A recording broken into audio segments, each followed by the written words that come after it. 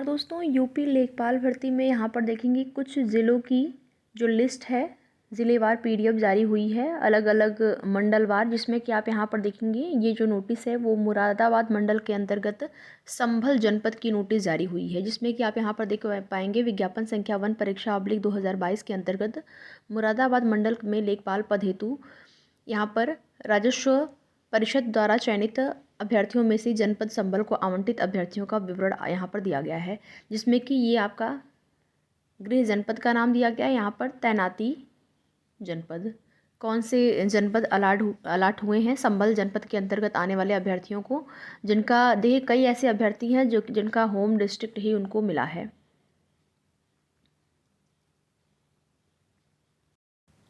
और आगे आप यहाँ पर देखेंगे ये वाराणसी मंडल के अंतर्गत चंदौली ज़िले का आप यहाँ पर देख पाएंगे लिस्ट जारी हो गई है। तो चंदौली ज़िले के जो भी अभ्यर्थी हैं वो लोग अपने ऑफिशियल वेबसाइट पर भी आप देख सकते हैं, जो आपके जनपद की ऑफिशियल वेबसाइट है वहाँ पे जाके आप इन लिस्ट को देख पाएंगे। तो ये चंदौली का है आपका वाराणसी मंडल के अंतर्गत। और वाराणसी मंडल के अंतर्गत ही देखिए यहाँ पर कुछ अन्य नोटिस भी जारी हुई हैं, मेडिकल संबंधित नोटिस भी जारी हुई। जैसा कि अभी तक आपने जितने भी नोटिस देखे थे उसमें यही चीज़ें दी गई थी, चाहे वो आपका मेडिकल हो या फिर आपका मेडिकल परीक्षण, स्वास्थ्य परीक्षण या फिर आपका पुलिस वेरिफिकेशन, सारे कार्यों को 31 तारीख तक कंप्लीट किया जाना था। तो क्या 31 तारीख तक हो पाएगा?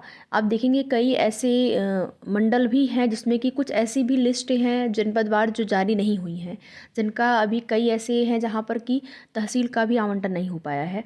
तो आप सभी को पता है मंडल के बाद जिला, जिला के बाद तहसील आवंटन होने के बाद ही ये प्रोसेस आपका आगे बढ़ेगा, यानी कि मेडिकल वगैरह। तो मेडिकल के संबंध में 31 तारीख को यहाँ पर चीज़ें संभव नहीं हो पा रही हैं, इसलिए यहाँ पर जब पूरा प्रोसेस हो जाएगा, आपका तहसील का आवंटन हो जाएगा, उसके बाद ही मेडिकल की प्रक्रियाएं हो रही हैं। आप देखेंगे जितनी भी अभी तक आपने नोटिस देखी होगी जहाँ पर तहसील का आवंटन हो गया है, तहसील आवंटन के बाद ही मेडिकल का कार्य हो रहा है। तो आगे आप देखेंगे यहाँ पर एक और नोटिस है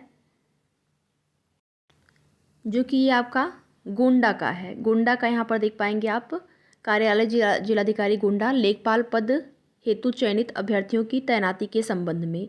तो ये आपका हो गया गोंडा ज़िले का। पूरी नोटिस आप लोग पढ़ लीजिएगा।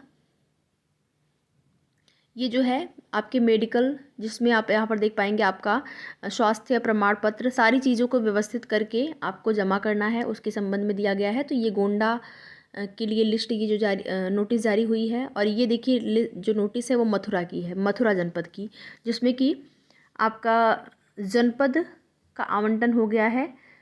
और देखिए ज़्यादातर जिन अभ्यर्थियों को अपना मंडल मिला है उन अभ्यर्थियों में कई ऐसे अभ्यर्थी, या फिर कहेंगे लगभग लगभग आप मान के चलिए ज़्यादातर अभ्यर्थियों को अपना ही जनपद अलाट हुआ है। तहसील भले ही अलग हो गई हो लेकिन जनपद अपना ही अलाट हुआ है। फीमेल को ज़्यादातर, ये फीमेल अगर आपने नोटिस देखी होगी तो आप देख पा रहे होंगे कि जो फीमेल अभ्यर्थी हैं उनको ज़्यादातर तहसील भी अपनी ही अलाट हुई है। अगर नहीं है सीटें तो उस स्थिति में भले ही कोई अलग तहसील मिल जाए, लेकिन ज़्यादातर फीमेल कैंडिडेट्स को अपनी ही तहसील आवंटित की गई है।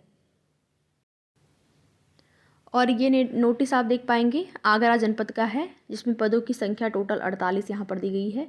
और ये देख पाएंगे आप आगरा ज़िले का। तो जो भी अभ्यर्थी इस नोटिस को नहीं देख पाए हैं, उनको अभी तक नहीं पता है कि कौन सा जनपद उनको आवंटित हुआ है, वे अभ्यर्थी अपने ज़िले के जो ज़िला है, जो मंडल तो आपको पता ही चल गया है कौन सा मंडल आपको आवंटित हुआ है, तो उस मंडल के अंतर्गत आने वाले सभी ज़िलों के ऑफिशियल वेबसाइट पर आप जाएंगे तो वहाँ पर आपको जो पीडीएफ देखने को मिलेगी उसमें आप चेक कर सकते हैं कि आपका नाम किस ज़िले में या कौन सा ज़िला आपको अलाट हुआ है। और ये देखेंगे आप जिलाधिकारी देवरिया के लिए आयुक्त गोरखपुर मंडल, गोरखपुर के कार्यालय पत्र संख्या यहाँ पर दिया गया है।